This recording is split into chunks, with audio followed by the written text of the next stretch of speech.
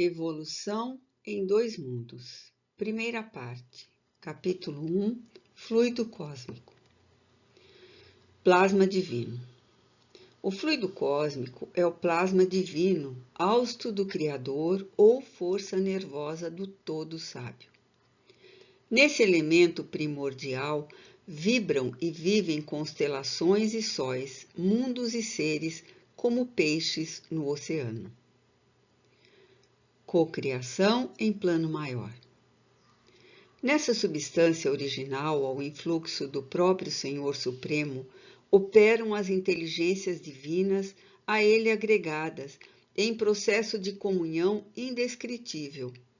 Os grandes devas da teologia hindu ou os arcanjos da interpretação de variados templos religiosos, extraindo desse hálito espiritual os celeiros da energia com que constroem os sistemas da imensidade, em serviço de cocriação em plano maior, de conformidade com os desígnios do Todo Misericordioso, que faz deles agentes orientadores da criação excelsa.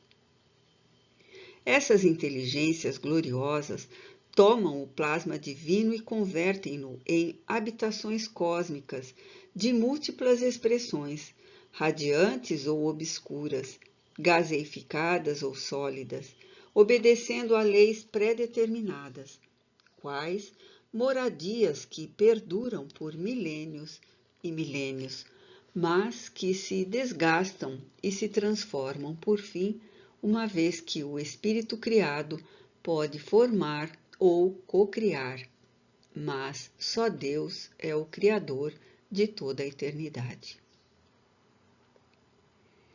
Impérios estelares. Devido à atuação desses arquitetos maiores, surgem nas galáxias as organizações estelares, como vastos continentes do universo em evolução, e as nebulosas intragalácticas, como imensos domínios do universo, encerrando a evolução em estado potencial, todas gravitando ao redor de pontos atrativos com admirável uniformidade coordenadora. É aí, no seio dessas formações assombrosas, que se estruturam interrelacionados a matéria, o espaço e o tempo, a se renovarem constantes, oferecendo campos gigantescos ao progresso do espírito. Cada galáxia, quanto cada constelação, guardam no cerne a força centrífuga própria, controlando a força gravítica com determinado teor energético apropriado a certos fins. A engenharia celeste equilibra rotação e massa, harmonizando energia e movimento, e mantém-se desse modo na vastidão sideral magnificentes florestas de estrelas, cada qual transportando consigo os planetas constituídos e em formação, que se vinculam magneticamente ao fulcro central, como os elétrons se conjugam ao núcleo atômico, em trajetos perfeitamente ordenados na órbita que se lhes assinala de início. Nossa galáxia. Para idearmos, de algum modo, a grandeza inconcebível da criação, comparemos a nossa galáxia à grande cidade perdida entre incontáveis grandes cidades de um país cuja extensão não conseguimos prever.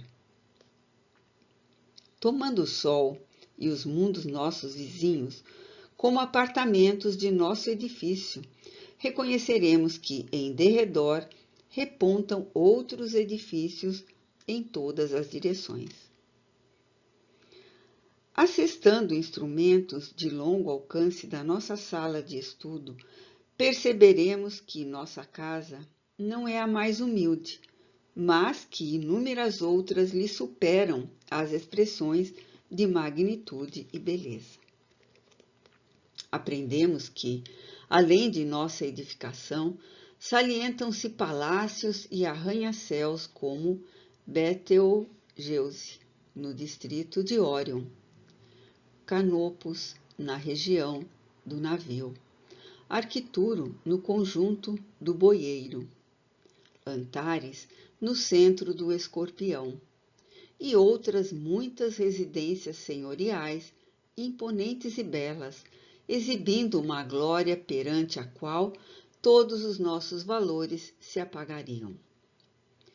Por processos ópticos, verificamos que a nossa cidade apresenta uma forma espiralada e que a onda de rádio, avançando com a velocidade da luz, gasta 1000 séculos terrenos para percorrer-lhe o diâmetro. Nela, surpreenderemos milhões de lares nas mais diversas dimensões e feitios, instituídos de há muito, recém-organizados, envelhecidos ou em vias de instalação, nos quais a vida e a experiência enxameiam vitoriosas.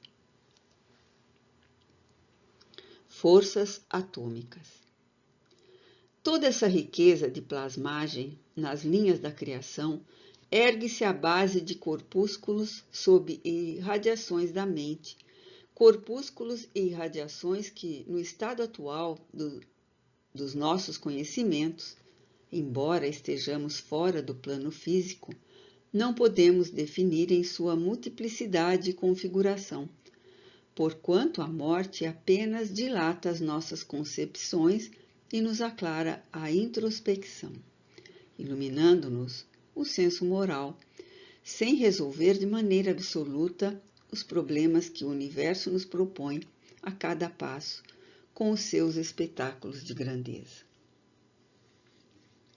Sob a orientação das inteligências superiores, congregam-se os átomos em colmeias imensas e, sob a pressão espiritualmente dirigida de ondas eletromagnéticas, são controladamente reduzidas às áreas espaciais intraatômicas, sem perda de movimento, para que se transformem na massa nuclear adensada de que se esculpem os planetas, em cujo seio as mônadas celestes encontrarão adequado berço ao desenvolvimento. Semelhantes mundos servem à finalidade a que se destinam, por longas eras consagrados à evolução do espírito, até que pela sobrepressão cismática sofram o colapso atômico, pelo qual se transmutam em astros cadaverizados. Essas esferas mortas, contudo, volvem a novas diretrizes dos agentes divinos, que dispõem sobre a desintegração dos materiais de superfície, dando ensejo a que os elementos comprimidos se libertem por meio de explosão ordenada, surgindo novo acervo corpuscular para a reconstrução das moradias celestes, nas quais a obra de Deus se estende e perpetua em sua glória criativa. Luz e calor.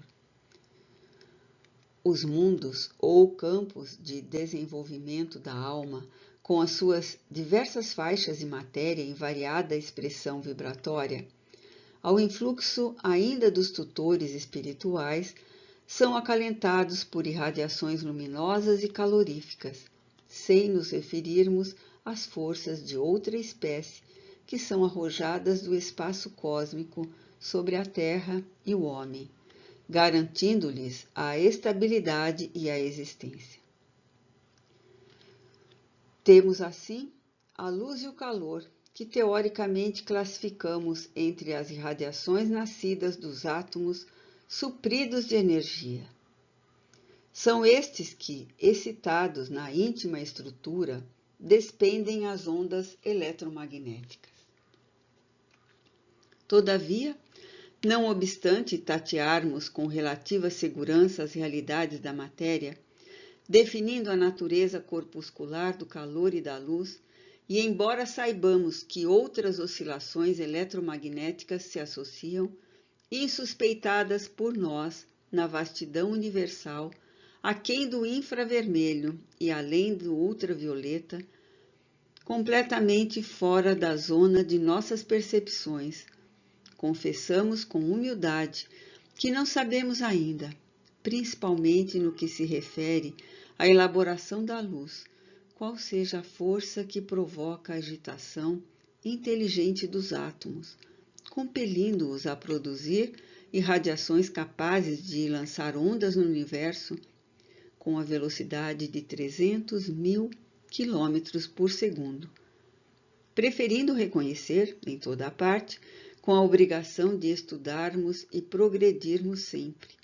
o hálito divino do Criador. Cocriação em plano menor. Em análogo alicerce, as inteligências humanas que ombreiam conosco utilizam o mesmo fluido cósmico em permanente circulação no universo para a cocriação em plano menor, assimilando os corpúsculos da matéria com a energia espiritual que lhes é própria, formando assim o veículo fisiopsicossomático em que se exprimem ou cunhando as civilizações que abrangem no mundo a humanidade encarnada e a humanidade desencarnada. Dentro das mesmas bases plasmam também os lugares entenebrecidos pela purgação infernal, gerados pelas mentes desequilibradas ou criminosas nos círculos inferiores e abismais, e que valem por aglutinações de duração breve no microcosmo em que estagiam, sob o mesmo princípio do comando mental com que as inteligências maiores modelam as edificações macrocósmicas que desafiam a passagem dos milênios. Cabe-nos assinalar, desse modo, que, na essência, toda matéria é energia tornada visível e que toda energia, originalmente, é força divina de que nos apropriamos para interpor os nossos propósitos aos propósitos da criação, cujas leis nos conservam e prestigiam o bem praticado, constrangendo-nos a transformar o mal de nossa autoria no bem que devemos realizar, porque o bem de todos é o seu eterno princípio. Compete-nos, pois, anotar que o fluido cósmico ou plasma divino é a força em que todos vivemos nos ângulos variados da natureza, motivo pelo qual se afirmou, e com toda a razão, que em Deus nos movemos e existimos. Nota do autor espiritual 3, Paulo de Tarso, em Atos, capítulo 7, versículo 28. Uberaba, 15 de janeiro de 1958.